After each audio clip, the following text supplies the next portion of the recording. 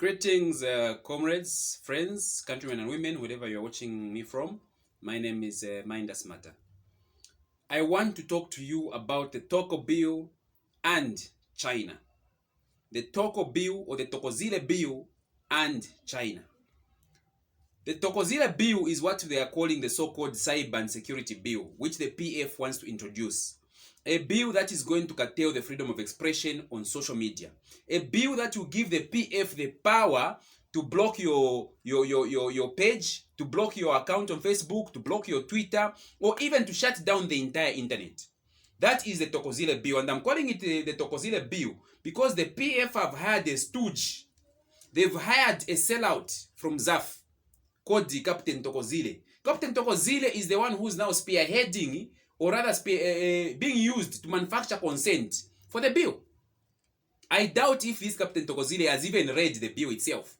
Because if you read the bill, and I've taken time to read that bill, if you read that bill, it is the most dictatorial piece of legislation that I've ever seen in my life.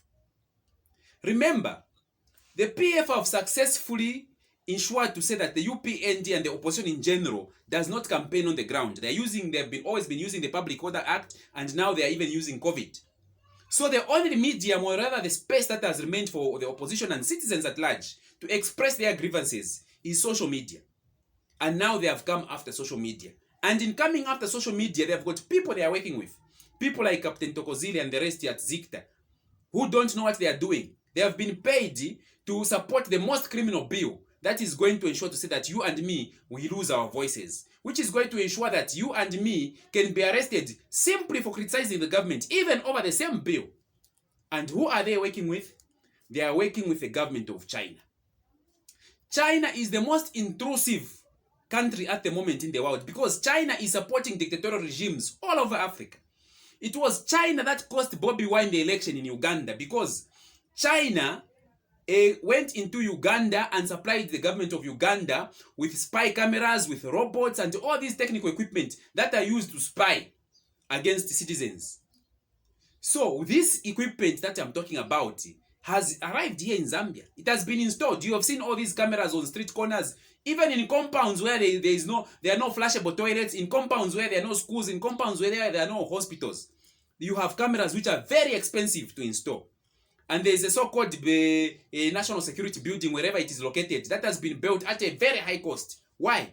They want to be spying on citizens. They want to be listening in to the conversations that we are having. China has got an interest in Zambia because China is Zambia's biggest trading partner, more than South Africa. China has got something to lose in the election that we are going to have on 12 August. That is why China has been sponsoring the PF. China even almost had police officers in our own security services. China is a country to watch out for. And China, if China is listening, they must listen good because we do not want a foreign country interfering in our politics. Why is it that China has given the PF so much equipment and money for security? That is because China is a dictatorship. There is no democracy in China. There is a single party in China. And that is what PF wants to bring in Zambia, where they're going to have a one-party state, a dictatorship. A dictatorship which has already been held, which is already in place rather. And if, God forbid, if the PF should continue past August 12, this country will be the most dictatorial country you've ever seen in the world. Who lose the freedom of expression. We have already lost the press freedom. Talk about Prime TV, where is it today? Talk about the Post, where is it today? Now they are coming after individuals, after you and me on social media. So it is up to you and me to denounce this Tokozile bill, this Toko bill, because it is a bill that has been born in iniquity. It is a bill that is meant to suffocate and suppress the freedom of expression, which is very critical to democracy. I want to warn and to caution and to urge you, fellow Zambians, that time to stand up against all these evil devices that are being brought by the PF is now. Speak out against the Tokozile bill. Speak out against China's interference in Zambia's democracy and governance. Speak out against China's attempt to bring dictatorship in Zambia. If they want dictatorship, they can keep dictatorship there in China. But here in Zambia, we've decided that Zambia is going to be a democracy, and we are going to choose who can lead us, who should lead us.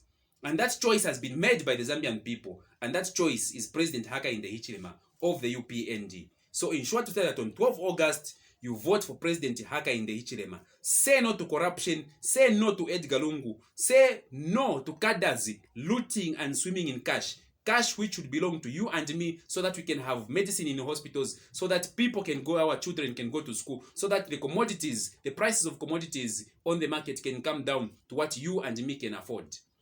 Thank you very much.